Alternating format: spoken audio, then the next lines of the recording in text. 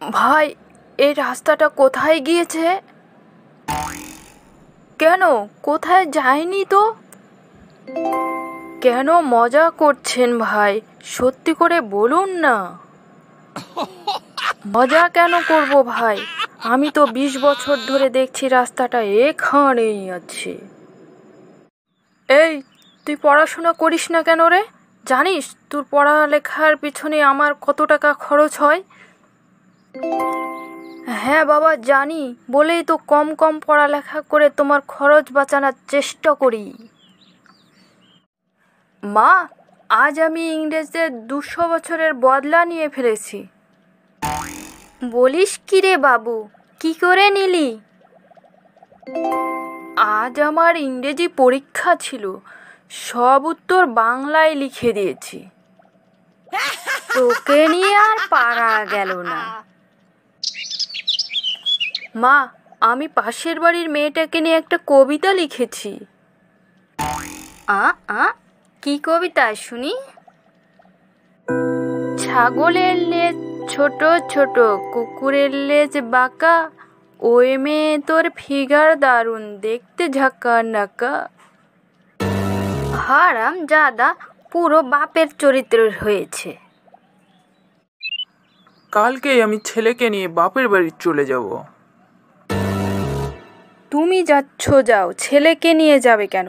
ছেলে কি তোমার একার নাকি? গ্লাস আমার, জল আমার, চিনি আমার, সবই আমার। আর 2 ফোঁটা লেবুর রস দিয়ে বলছো সব আমার? এটিএম মেশিনে কার্ড ঢোকালে টাকা বের হয় ঠিকই, এর মানে এই নয় যে টাকার মালিক এটিএম মেশিন। কিরে, শুনলাম তোর নাকি 3টে বয়ফ্রেন্ড আছে? আরে, এর সময় জিনিসপত্রের যা দাম বেড়েছে, আমি চাই না যে একজনের ওপর চাপ পড়ুক, বুঝলি? বল তো টেনু, ডিম আগে না মুরগি আগে? ছাড়, আমি তো শুধু খাই, কে আগে এসেছে এটা আমার সিলেবাসে নাই। আমাকে যে ভালোবাসো তার প্রমাণ দাও তো একটু দেখি।